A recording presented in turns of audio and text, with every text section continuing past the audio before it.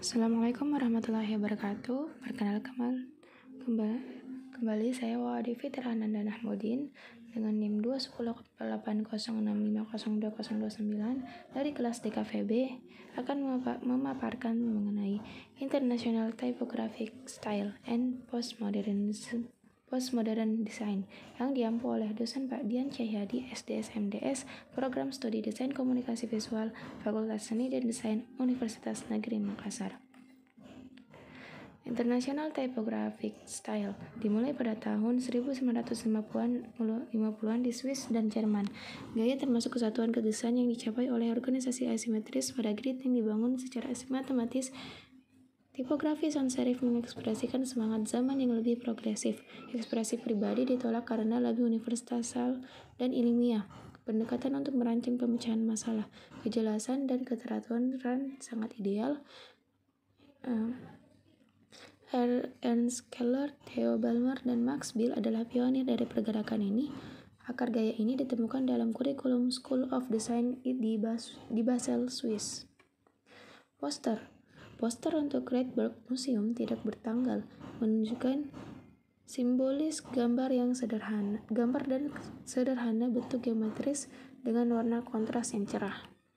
Tipografi font Arial adalah diperkenalkan pada tahun 1982 oleh Robin Nicholas dan Patricia Saunders untuk monotype dan sering bingung dengan Helvetica.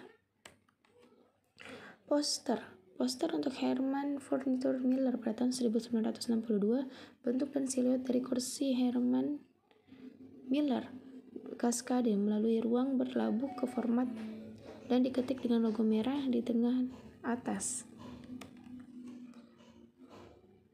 Poster kesadaran publik pada tahun 1960, tipe merah yang menyatakan kurang kebisingan. Sedangkan foto secara grafis menggambarkan ketidaknyamanan penyebab kebisingan. Lalu ada poster desain kesadaran publik pada tahun 1960, tipe merah menyatakan kurang kebisingan. Sedang foto secara grafis menggambarkan ketidaknyamanan penyebab kebisingan. Postmodern selama tahun 1970-an, relevansinya modernisme ditantang. Desainer muncul yang tidak takut untuk referensi gerakan sejarah dalam karya desain mereka. Desain grafis postmodern dibawa oleh desainer Swiss yang memisahkan diri dari gaya tradisional internasional. Tipografi gelombang baru atau Wolfgang Weingart tampilan di tahun 1980-an dari grup Memphis di Milan, grup San Francisco, The Michaels, dan yang paling penting kedatangan Macintosh di akhir tahun 80-an. Di tahun 60-an, desainer seperti Tissot memperluas batas-batas dari gaya internasional tanpa memberontak terhadapnya. Itu akan berubah di tahun 70-an dengan pendekatan yang akan diketahui sebagai tipografi gelombang baru. Weingart mampu memecahkan aturan tipografi ahli karena dia mengenal mereka dan memahami mereka. Dia percaya bahwa Gutenberg pendekatan, padahal itu siswa harus memahami proses pencetakan juga sebagai prinsip desain. Wolfgang Weingart mengajar di sekolah Basel desain dan menghembuskan semangat baru ke dalam tipografi ketertiban dan kerapian yang diatur oleh master Swiss dari gaya internasional. Dan Friedman, siswa dari Weingart, mengajar di Yale dan memberi murid-muridnya ekstensif latihan tipografi. April Greiman yang belajar dengan Weingart di Swiss membuka studio di Los Angeles di awal tahun 70-an.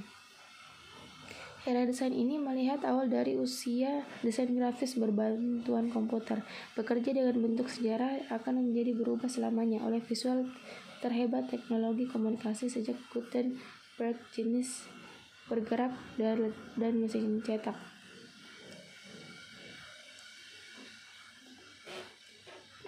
Baik, materi berikutnya mengenai corporate identity and visual system.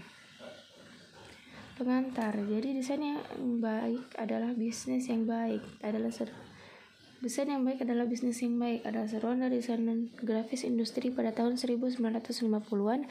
Pemimpin perusahaan mulai memahami kebutuhan untuk mengembangkan perusahaan gambar atau identitas merek untuk membantu berhubungan dengan halayak yang beragam. Tanda atau logo hak milik telah digunakan selama berabad-abad oleh persekutuan dan perdagangan untuk mengidentifikasi barang dagangannya. Tetapi sistem identitas di tahun 50-an jauh melampaui merek dagang dan simbol. Perusahaan diberi identitas visual yang didirikan diri mereka secara emosional dengan audiens mereka. Identitas perusahaan. Adriano Olivetti, putra dari pendiri Olivetti mesin kantor, diakui kontribusi dari desainer dengan promosi sukses dari perusahaannya. Giovanni Pintori merancang logotype dan semua identitas perusahaan jaminan untuk Olivetti selama lebih dari 30 tahun. Desain logo. Salah satu hal desain citra perusahaan memproklamirkan misi desainer untuk desain logo. Simbol harus menyampaikan dengan pernyataan yang jelas tentang aktivitas yang disajikan. Selain mudah diingat dan terbaca, harus didesain untuk digunakan dalam berbagai ukuran dan situasi, mendistorsi, menyatukan, dan membuat bentuk huruf baru sehingga logo unik. Tidak ada bagian dari simbol atau logo yang dapat dihilangkan tanpa menghancurkan citra yang diciptakannya.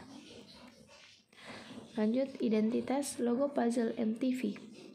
Pada tahun 1985, logo dirakit, dibongkar, dicairkan, dan hancur tanpa kehilangannya kemampuan untuk memverifikasi identitas.